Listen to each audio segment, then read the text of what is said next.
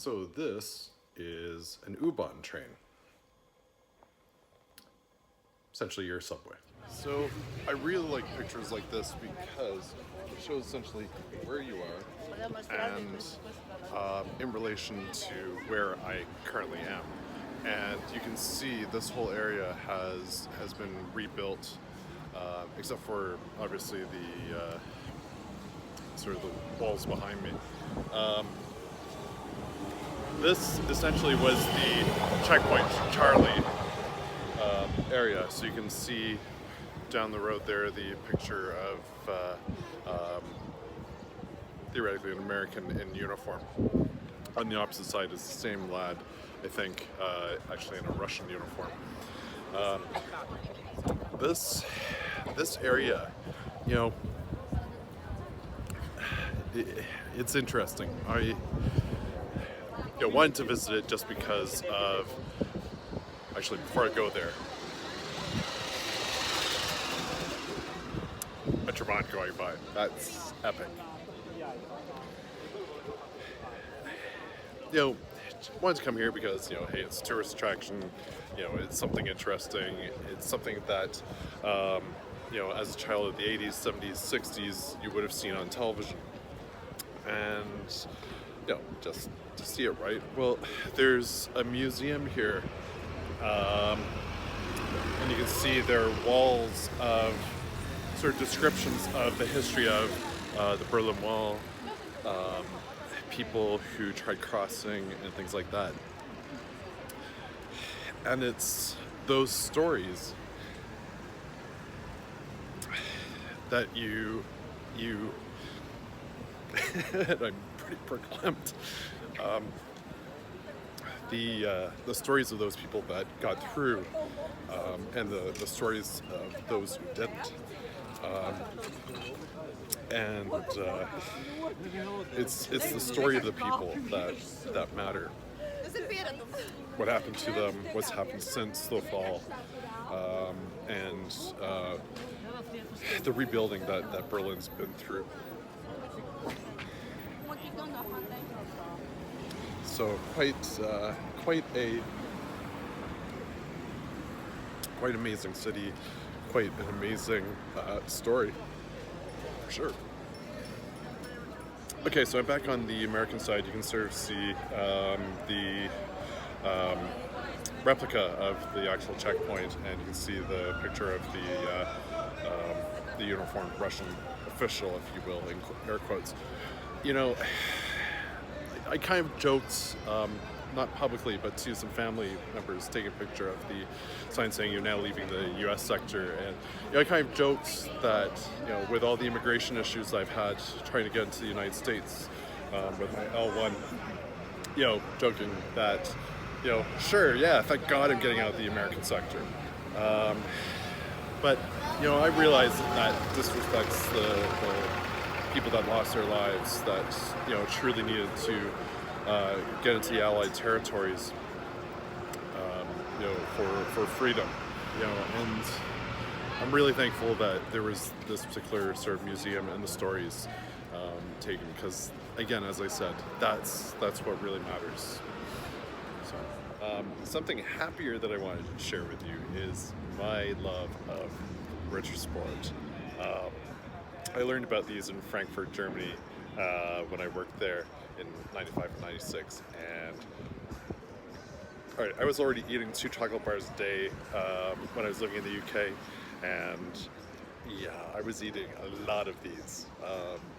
They're awesome. So if you can find them around the world, which I know you can, because they're available in Canada now, definitely try one. One of the things that you often see in Berlin, especially related to the wall, and almost any space that almost looks like it's put up some form of barrier that's solid, is you'll see a lot of graffiti. And you can dismiss graffiti as being not art, etc.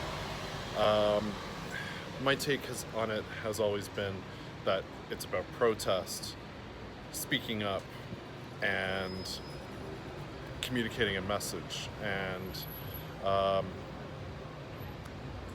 it's been interesting looking at all the graffiti that is all over Berlin, um, and wondering what are some of the messages and things like that.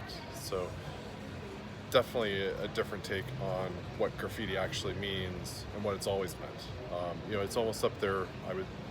I would say almost like rap music. A lot of people dismiss rap music for not being music and things like that. When if you listen to works like NWA, especially what they were doing in the late '80s, early '90s, the messages that they were giving. So graffiti has always been important in Berlin and will always be important in the city, and I think will always be important in any anywhere where there's graffiti. So just walking towards Topography of Terror, and I've stumbled on Trabi World, which is everything to do with the Trabant. You can actually drive one. Apparently they've made them roadworthy, so that would be an interesting thing for me to do next time I'm in Berlin, and I will be back. So I've chosen to end my trip to Berlin at the Topography of Terror. Just seems to be the theme of the day.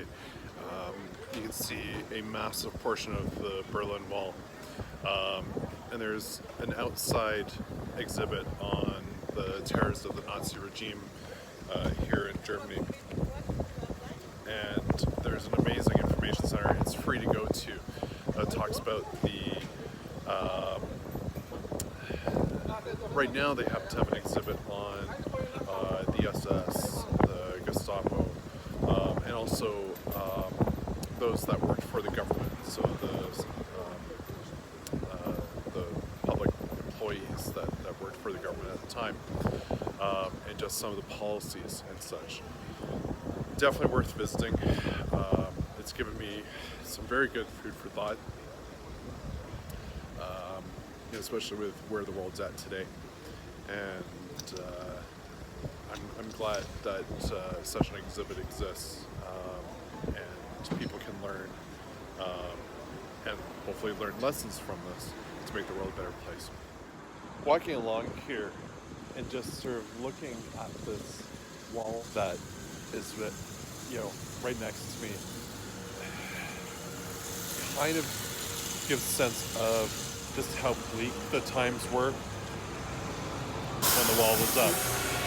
I mean, obviously you've got a live street down here, etc.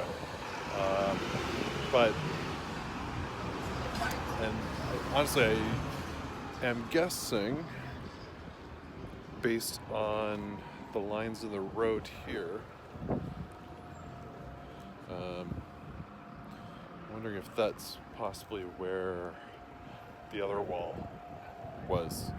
But it's just amazing how stark and no words to really describe it. Kind of answers the question. So we've got here the story of a family that escaped the East through the buildings right here next to me, and managed to create a mast, or attach to a mast, some sort of cable that got them over the wall. And you can see the preparations that they made, pushing their son across. And the son making it.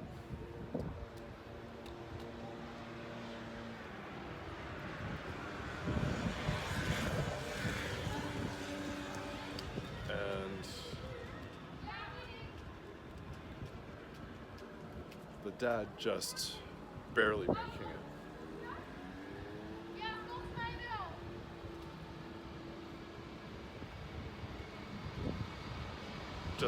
Just incredible. The U-Bahn behind me. So I decided to just come up one stop. I didn't get pictures inside, but you can definitely tell the older Eastern architecture in the U-Bahn versus the Western. You know, and just walking in and going through, you know, talking to Joe yesterday, is this an Eastern subway, or are we in the East versus the West? Because I've always had an interest in subway architecture and design from the former USSR. You know, there's some really ornate subway stations I would love to see in Moscow if you know, if I ever choose to go there.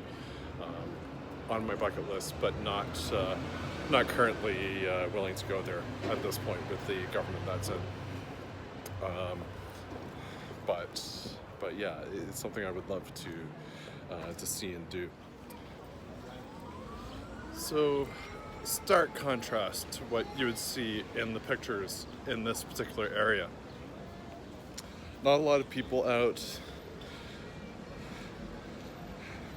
depending on what time those pictures were taken at, but I can't imagine, you know, lots of people were congregating in this particular area.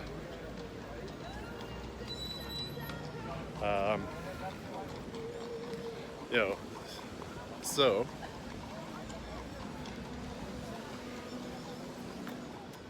this is the Brandenburg Gate. If you see the German word TOR, that essentially means gate. It's majestic, and what this signified was the road from Berlin to Brandenburg State and Brandenburg City. So quite a majestic gate to go through in those days. And behind me you can see the TV tower. I'm not even going to try and pronounce what the actual name of the television tower is in German because I will massacre it. I think one of the things that I really would like to do is I've always said that I need to learn Spanish, and I do need to learn Spanish, but I have to admit I really would love to learn German. Just totally would. It's such it's a language I love hearing. And anyway, so that's Brandenburg Gate. Let's walk through, and I've got some neat stuff to show.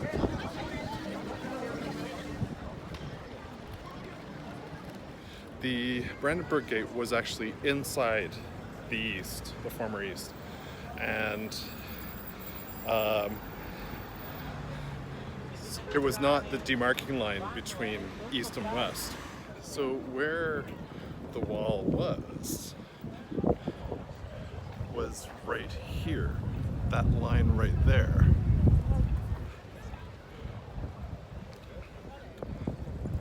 So you can see all throughout Berlin, the line that's right there is essentially a dividing line on wall. So there were two walls, western side, the eastern side, and the DMZ. I've always said DMZ. It's the only time I say Z. Otherwise Z. There's a funny story I have about my great uncle telling me off because I chose to say Z one time. Anyway, and then in the middle, essentially no man's land, the DMZ, DMZ. Anyway, I've already said that. So yeah, people could certainly see the Brandenburg Gate, but you certainly could walk under it the way I just did. And this whole area has changed, considerably changed.